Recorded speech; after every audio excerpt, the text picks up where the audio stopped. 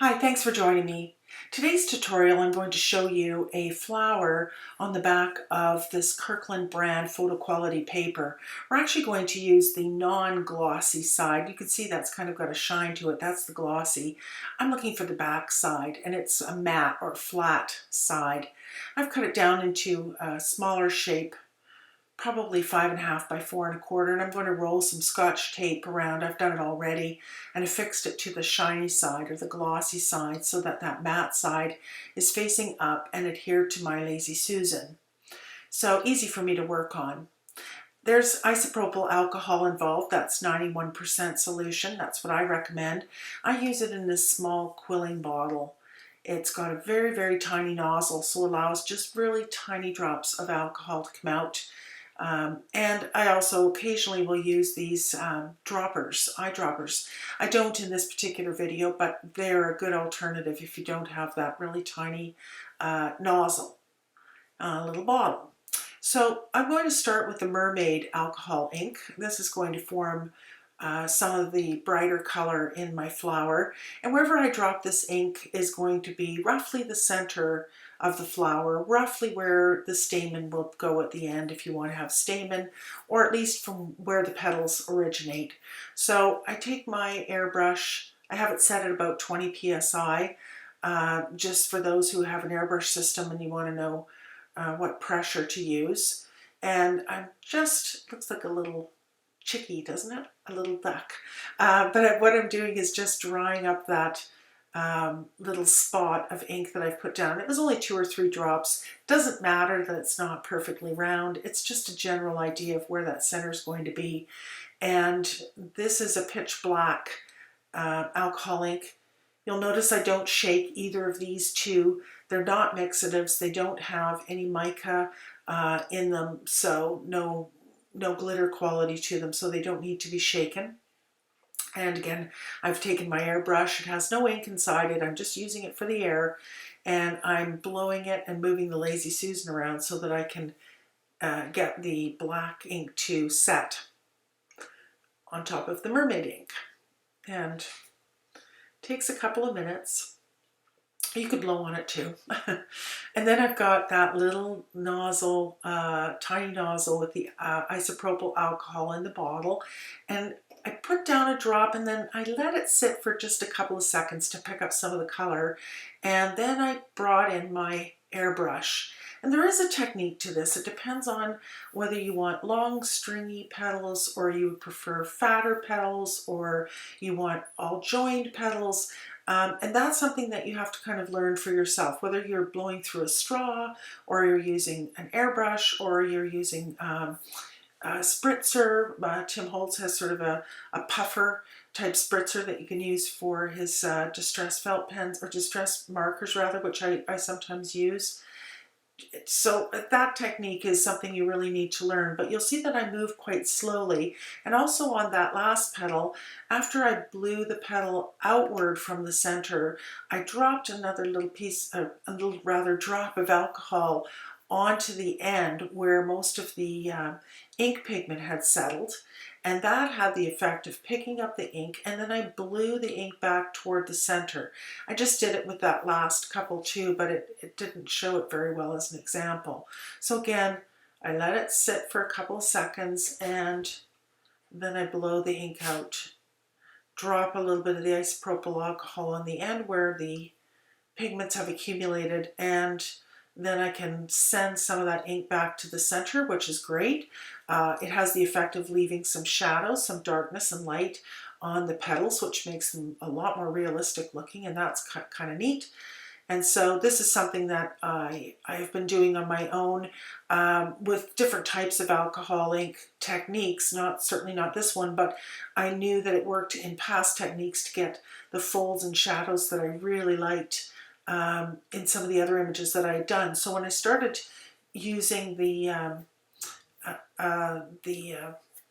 air, I always want to say air gun and it's not, airbrush, to do these flower type shapes, I thought that blowing the ink back toward the center would give me somewhat the same kind of shading and light. It really does. So I quite like that. And as you can see, as I move along, I don't necessarily go in any special direction. Because I have the Lazy Susan, I can really give myself an all-round view of what's happening on the image. I can direct myself over to where I want to be. I'm actually left-handed, which is why I'm holding the airbrush in my left hand. But I'm sort of accustomed to seeing things in a certain way, and the Lazy Susan helps me to be able to give myself the perspective that I'm looking for and an all-round kind of direction. You don't have to have a Lazy Susan. I'll just say that they come in very handy. So that's why I like to use them.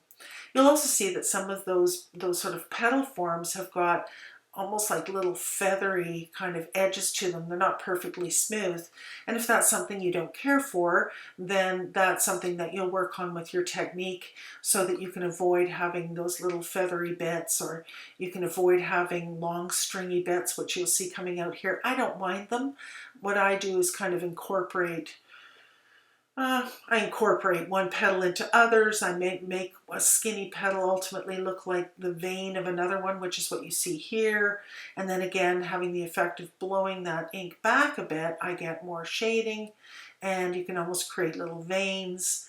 And the feathery bits, if you get really good at this, you can, in terms of your ability to control the ink and whatnot, and the brush, you'll be able to cover up those feathery bits with a smoother looking petal. And again, for my purposes for this tutorial, and for me just in general, I sort of take what comes and I work with it.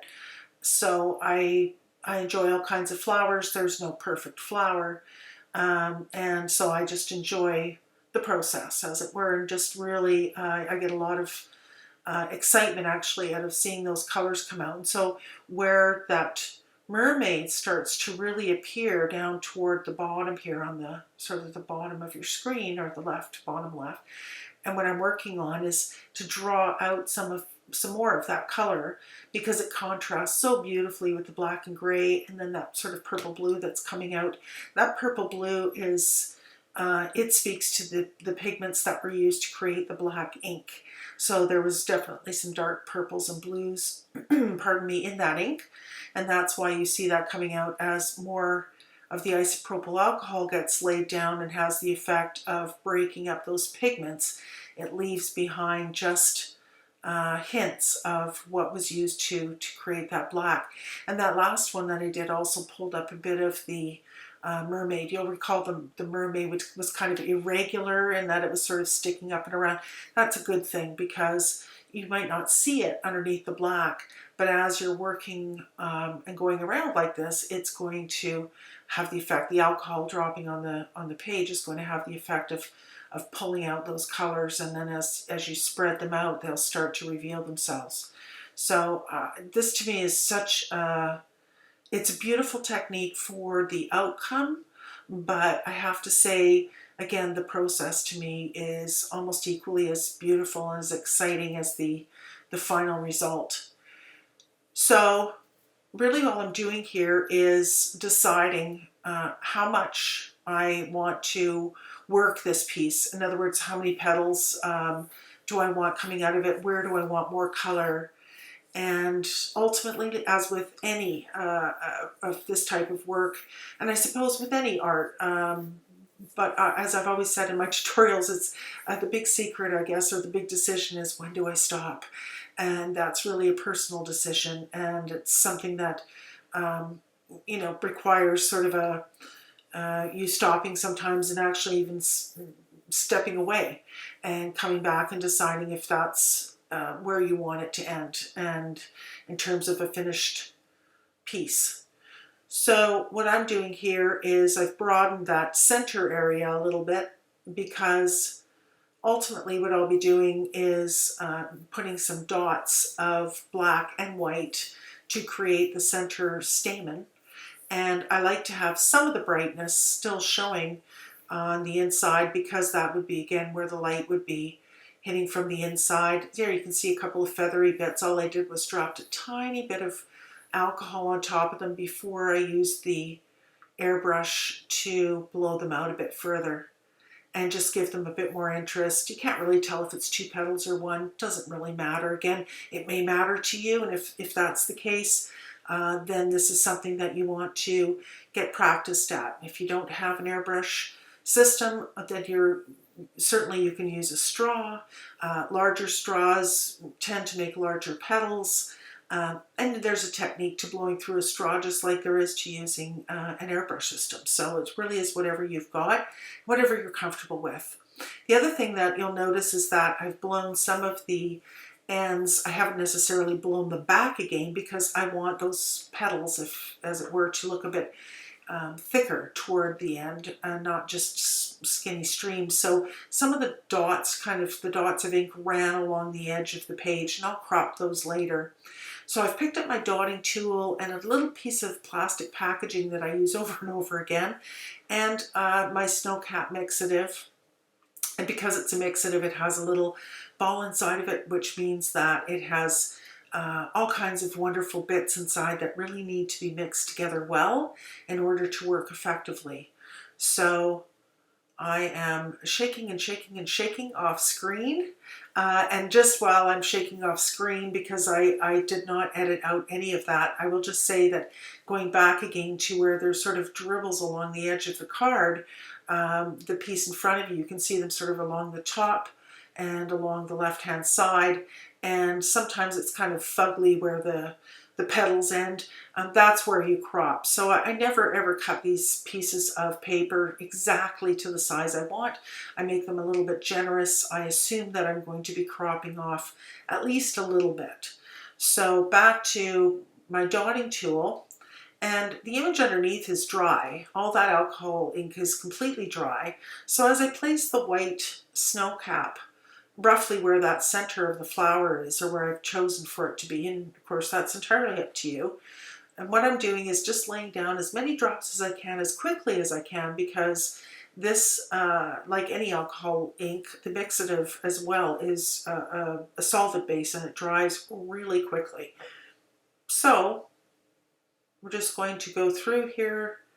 I'm going to be drop, drop, drop, drop, drop. Very boring, but this is definitely something that you need to do if you want this type of a look for that middle of the flower. Some flowers don't really show any stamen. You are welcome to leave it closed completely. I might suggest that you try to leave some dark pigment in the middle if that's what you're going to do, because if it's a closed area in the center, it's going to look like it's receding a bit. And for those of you who are well versed in visual arts and light and shadows and all of that, this is going to seem like awfully redundant information, but not everybody has that information, so that's why I'm repeating it. And back I go with the pitch black, and this is going to give that center a little bit of depth. And so I'm not fancy, I just pour a couple of drops into that packaging material. And by the way, I just clean the packaging material out with some isopropyl alcohol when I'm done with it. At the very end, I clean it out with a paper towel or something. Make sure that I clean all my dotting tool doesn't have any ink left over on it, just because it's going to get mixed up with other inks. You'll notice I didn't clean the dotting tool in between using it between the white and black, and in fact even later here I'll add a bit of isopropyl alcohol and mix the two a little bit. It doesn't really matter for what we're doing here. What is really happening here is that the black is now going on top of the white that I laid down. The little white dots weren't completely dry, not all of them anyway. And so then we're going to get really interesting variations of grays. It's going to pick up a little bit of the blue, the mermaid from behind, and the blue purple that was, as I pointed out earlier, part of the black pigments that made up the black ink. And so wherever it's not completely dry, they're going to mix a bit. But what I want in the end is for an all-over mix of black, white, and different grays. So it looks as natural as possible, and a little bit of the blues in there as well, because those colors are going to get pulled out just because they're part of the flower. So I'll continue doing this. It takes a little while. I do like, I'll say, using this tiny little piece of packaging material which has a lip on it, because it's flexible, it's small, I can bring it close to the piece. Not once yet have I ever flicked it with the dotting tool, for example, and thrown dots all over the place, but it's just not in the way. And here I've put in just a bit more of the snow cap, the white, and I realized that that middle section is probably still a bit wet. So now I take the airbrush and just dry that middle section right off. So that's completely dry. And before the snow cap gets too dry, you can see that the dotting tool is actually making lines in it. So you can tell that it's drying fairly quickly. I'm just going to go over and make some nice bright white dots right on top of everything that I've done. And then I think in a couple of seconds is when I realize that the ink is almost completely dry. So what I'll do is just pick up some of the isopropyl alcohol bottle, rather in the bottle, pour a little bit in, just a couple of drops. Use my dotting tool to mix it around a bit. I even go into the black a bit because again it doesn't really matter at this point. I just want lots of different colors. It looks like different heights. You could, if you chose not to do all dots, you could certainly do dots and little stripes even. Really, you're just trying to get it to look as natural as possible.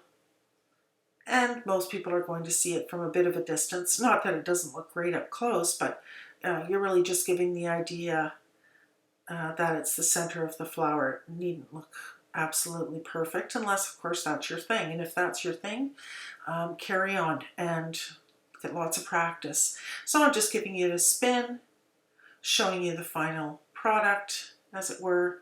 I do end up cropping about 1/4 of an inch from each side.